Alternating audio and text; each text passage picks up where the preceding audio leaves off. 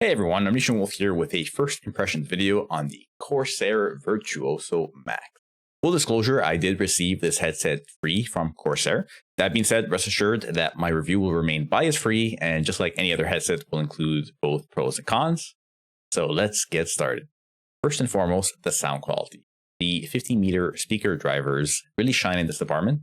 For reference, over the past week using the headset, I've played Halo Infinite as well as Indiana Jones, two very different games, one being an online FPS multiplayer game and the other being more of a traditional action-adventure game. In both situations, I found myself experiencing pinpoint directional audio, especially as it pertained to Halo Infinite, as well as crisp sounding audio when it comes to Indiana Jones. Next, let's talk about the onboard controls for the headset. We have the wireless mode switch, which allows you to choose the RF wireless mode, Bluetooth mode, or both. You then have the action switch, which is primarily used for controlling your media. You also have a custom button that by default enables or disables active noise cancellation, as well as the transparency effect. More on that later. This button can also be customized, which makes sense since it is called the custom button after all. You can adjust your audio by turning the control ring up and down. By default, the left side controls the RF wireless audio and the right controls the Bluetooth audio, although you can change that. You also have your USB port to charge your headset. And finally, a mic boom connection. Certainly a lot to consider as we dive into the iCue software and settings you should be aware of. First and foremost, you should charge your headset to 100% before its first use.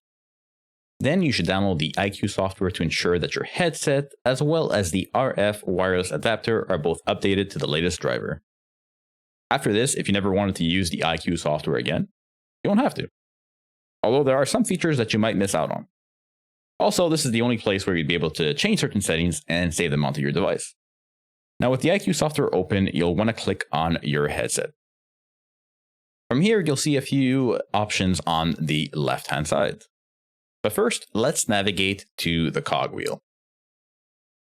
I'll go through some of the important settings here.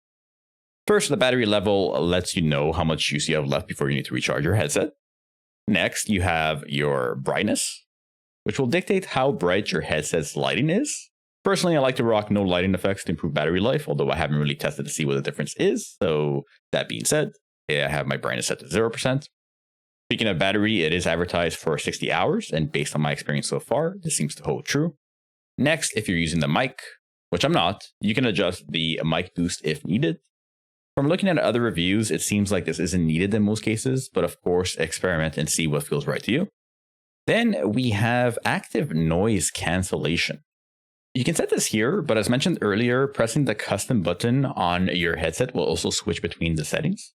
And trust me, this isn't a gimmick. Active noise cancellation on really does isolate outside noises. And I probably won't be using it personally as someone who needs to hear my wife or young daughter calling out to me while gaming and streaming. But yes, it is powerful and will provide you with even more of an immersive experience. There's also a very interesting transparency mode that I suppose gives you more of an open ear headset feel to it. You certainly hear an interesting mix between the game and outside sounds with this enabled. Next, you can assign the left and right wheel to adjust whichever volume you'd like. In my case, since I don't plan on using the Bluetooth functionality, both wheels will adjust the system volume. I like this as I can use either hand to adjust the volume at any time if I so choose to do so. The show battery gauge and notification area option will show your battery percentage on your system tray. However, this is one of the many features that we'll talk about soon that's locked to the iCue software, meaning that you'll have to keep the iCue software enabled for it to work. And the last option that I'll speak about is regarding voice prompts. With this enabled, you'll receive a prompt when you perform certain changes on the headset, such as activating or deactivating active noise cancellation, for example. Moving on to our options on the left, starting with lighting effects, you can add multiple layers by clicking the plus icon.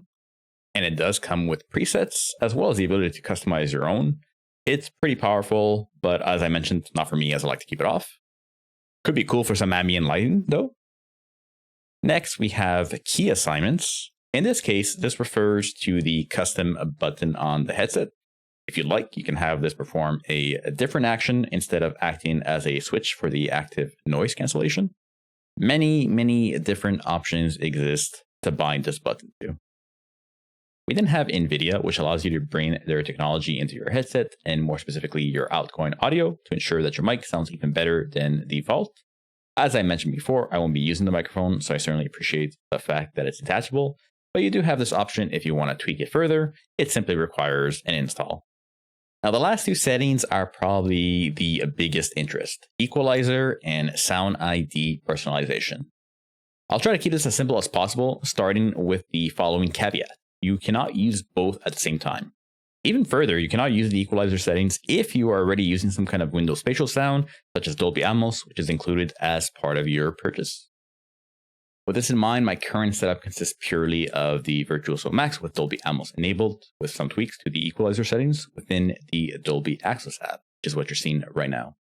This is the path that I chose, but there really is no right or wrong here, and it really comes down to personal preference. So with that out of the way, Equalizer provides you with different EQ presets for your headset. You can even create your own custom preset. It has a 10-band equalizer, which is pretty powerful. You're able to change the EQ preset within the iCue software itself. As for SoundID Personalization, this is a very interesting take on audio. Essentially, you take a test, which analyzes your hearing, but also allows you to provide your preferences in terms of how the audio sounds to you in the form of choosing A or B presets. By the end of this 5-minute test, you have a specific profile created just for you based on these results. It's a pretty powerful and rather intuitive way to build your own unique sound profile based on how you hear and how you prefer it to sound.